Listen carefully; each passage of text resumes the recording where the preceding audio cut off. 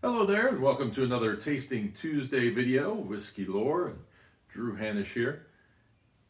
Today I'm going to be tasting two Islay whiskeys, and these are very interesting Islay whiskeys because they are not just smoky whiskeys like you would consider would come from Islay, but these whiskeys actually are sherry influenced Islay whiskeys.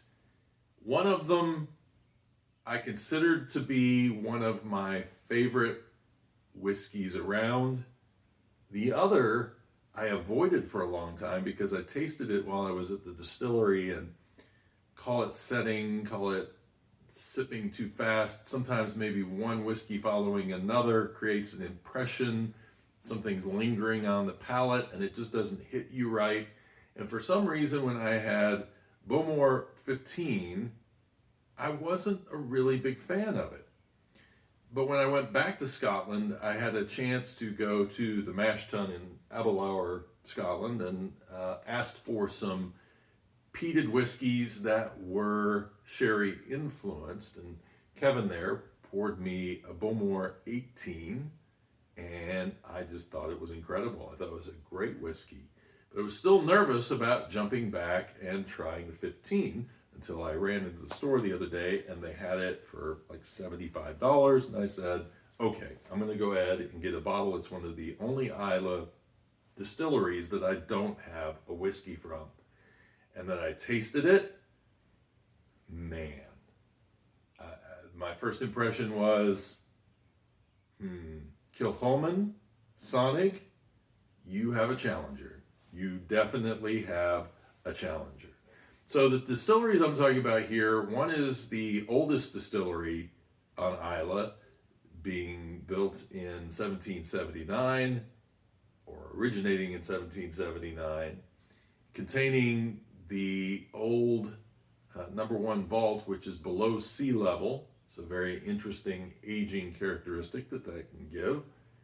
And the other is the first new distillery on Islay since the early 20th century, and that distillery opened up in 2005. It is KILCHOMAN, and KILCHOMAN has a very interesting story to it. It's actually a distillery who has had some influence on other distilleries around the world, namely Bentley Heritage in Nevada and Frey Ranch in Nevada, and also Waterford in Ireland. These are all farm to glass distilleries. And there's a lot of craft distilleries I've been to recently who have also talked about doing a farm to glass philosophy. Well, KILCHOMAN bought a farm right next to their distillery, and so they have been utilizing the grain from that distillery, doing their own floor maltings, and some of their barley is actually malted over at Port Ellen, but the majority of what they get comes from their own distillery. It's just, it takes a lot of floor space to do maltings, so unfortunately these distilleries, Lefroy, same way, they do their own maltings, but they don't get all of their grain from that one malting facility. It's just too hard to do that. Bowmore, the same way. Actually, very cool. If you go on the Bowmore tour, which I did, you get a chance to rake the malt. And I'm not usually one to throw my hand up and do something. And most of the people I was with apparently were the same way. But when they made the offer and said, hey, would you like to go rake the malt? I was like, yes, yes. And so I got a chance to do that. So that was pretty cool, and something that you can do there. Just like with Lefroy, if they give you a chance to throw a little peat on the fire, do it, man. It is just really, really cool. So these two distilleries are a bit different also in the way that they are, one is family owned, KILCHOMAN, and one is owned by Beam Suntory, and that is Bowmore. Getting to the distilleries, if you go to Islay, Bowmore's great. It's right in the town of Bowmore. and I stayed in the little Airbnb and was able to walk right down to, actually it wasn't an Airbnb, it was a hotel, sort of Airbnb-ish, and great time there. And then just walking around to get to stuff. There's some really cool bars in Bowmore, and then the distillery is right down there on the docks on Loch Indal, and it's just a really great spot. And you stand out on the docks at Loch Indal, you look over and you see the Bowmore whitewashed with big black letters Bowmore, and across the way, across the loch, you're looking at Bruichladdich in Port Charlotte. So it's really, really a cool experience to be able to do that. Really enjoyed the tour there. I went to Kilchoman. Unfortunately, I got there at a time when I just missed the tour that was starting, and so I had lunch there and had a really nice meal, but did not get to do the distillery tour at Kilchoman, so I can't give you a whole lot of detail on that one. When I go back, it is a must for me to go there because it is a cool distillery and one definitely worth checking out. Now, getting to these distilleries, each has its own little trial, I'll say. If you come in through Port Askaig and you drive in, I'm getting used to driving on the left-hand side of the road, and one of the things that happens when you're driving on the left-hand side of the road for the first time is you will find that you keep going further left onto the shoulder, and you have to pull yourself back on. First place I drove was on the freeway coming out of Dublin in Ireland, and half the time I was driving on the shoulder. I'm like, why am I driving on the shoulder? I don't get this. And I kept doing it over it, and I'd say, come on, man, stop. It's because you are on the other side of the car. You are right near what would be the center lane. You're not used to, when you're sitting on the opposite side of the car, you're not used to sitting that close to the center of the road. And so it's like you just mentally start pulling your car over, and boom, next thing you know, you're driving on the shoulder. So if there's a stone wall, and then you have trucks coming this way, and the roads are very narrow, that stone wall will freak you out.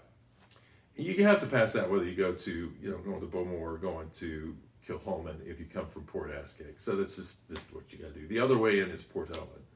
Now, if you come up through Port Ellen and you head to Kilchoman, you have to take this little road that goes off in through the country, and while you're driving through there, the other thing that you run into are these single track roads. And with a single track road, basically comes down to one lane, and traffic is going both ways. And there's not a lot of traffic, so it's usually not an issue. But occasionally when a car is coming at you, you have to find one of the little pull-offs and let them pass by, or vice versa, just depending on whoever's closer to being able to pull over into one of the various pull-offs, and there are usually enough of them within a sight line. But the extra little nerve-wracking thing is that you will come to a point where you'll hit a blind hill. And when you hit those blind hills, which there are several on the way into Kilchoman, it's a leap of faith. You just, please don't have another car coming at me. Oh, please don't have another car coming at me. So that's the challenge in getting into Kilchoman. But it's worth it. Get out there, check it out. All right, let us get into this tasting because I wanted to give these two whiskeys a little time to settle. The 15-year, usually they suggest 15 minutes to allow it to kind of settle in, and then do your tasting. This is a non-age statement for Kilchoman. This is 43%. It is called the darkest, so darkest in the range, and you can tell these are both very dark whiskeys. That is the sherry influence. I will say that the Kilchoman says that it's not colored and it doesn't do chill filtering. Bowmore doesn't say either one, but because this has been aged for 3 years in a sherry cask, an Oloroso sherry cask, that is where it's getting its color from. So I'm not nervous about the fact that there is some kind of colorant that has been put in to doctor that whiskey. There's really not a need for it. All right, I'm going to take the 15-year first.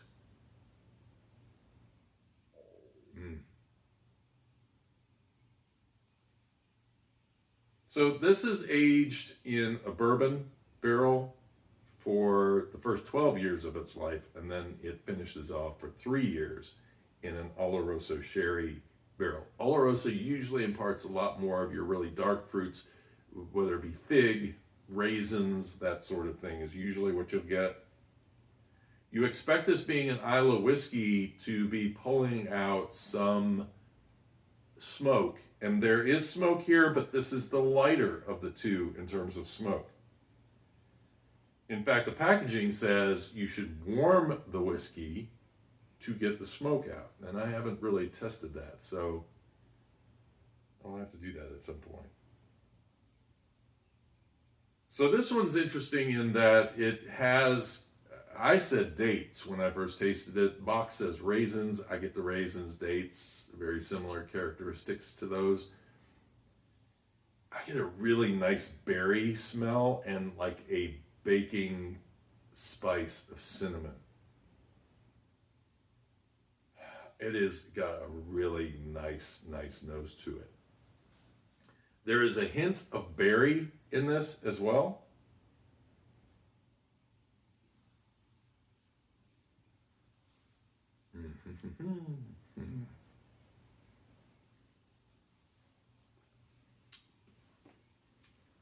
This kills me, man.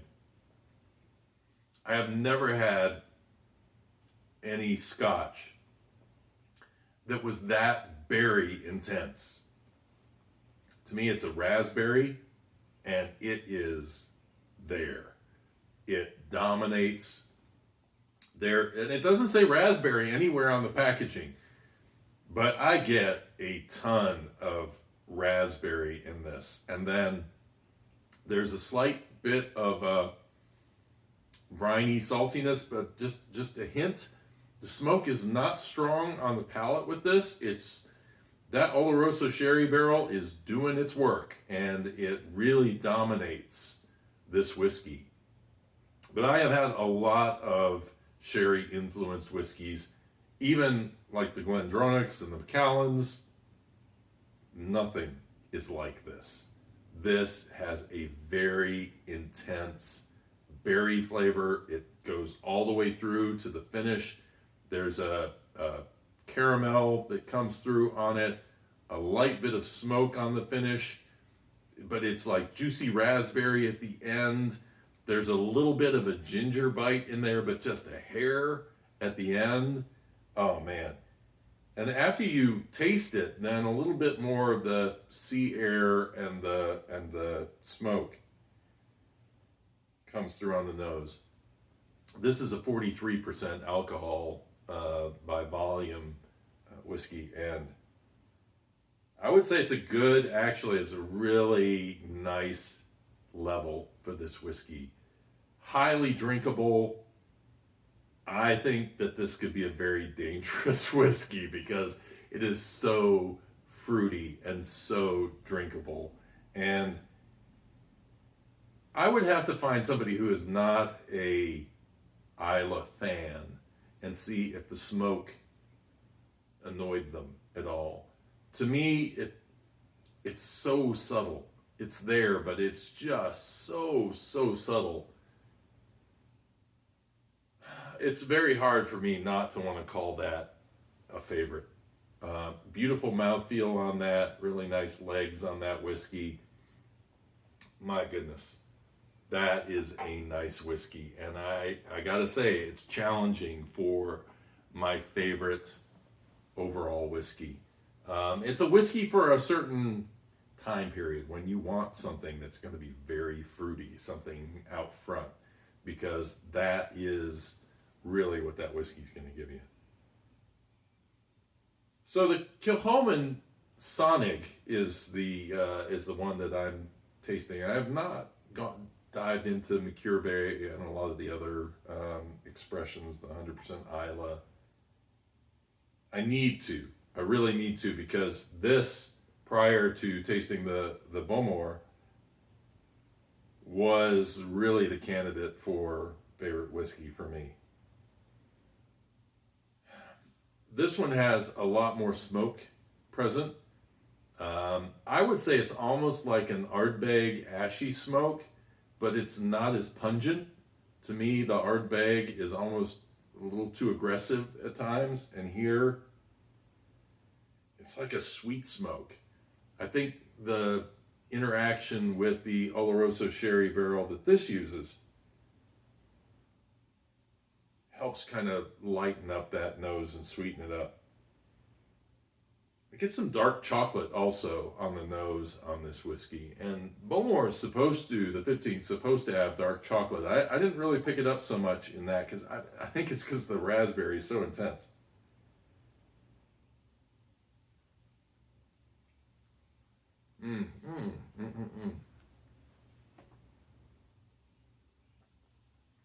Oh, it's so, this has such an amazing mouthfeel to it. It is very fruity. It just, the winner is when this first hits your palate, man. It jumps right out. The smoke doesn't really hit you until the end, and then it kind of surrounds you. There is, maybe because it's not age stated and it just needs a little bit more time. It doesn't really, it's really good the way it is. But there's a little bit of tannin in there and a little bit of pepper.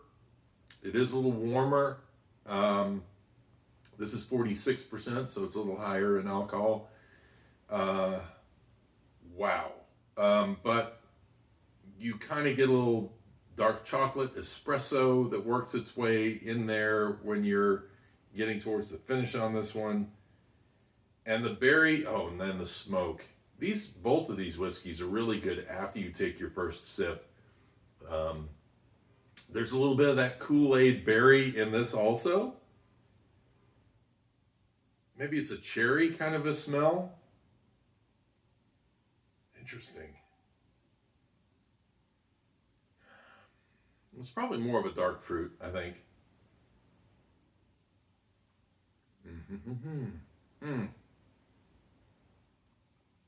Nice legs on that one too. Man, these two whiskeys are solid. Seriously. If you stuck me on a desert island and said I could only have one of these two, I'd be like, no, I want them both. Give them both to me. They're both really good. Kilchoman's going to give you a little more of the smoke side. Bowmore is going to be very subtle on the smoke. Both of them are going to give you the berry. The finish is probably a little better on the Bowmore, but man, when that Kilchoman first hits your palate, it is just, I don't know, it's just full and delicious. Amazing, amazing, amazing. I hope you guys enjoyed this. I wouldn't kick either of these out of bed for eat crackers, as they say. No, good stuff. And until next time, cheers and slàinte mhath.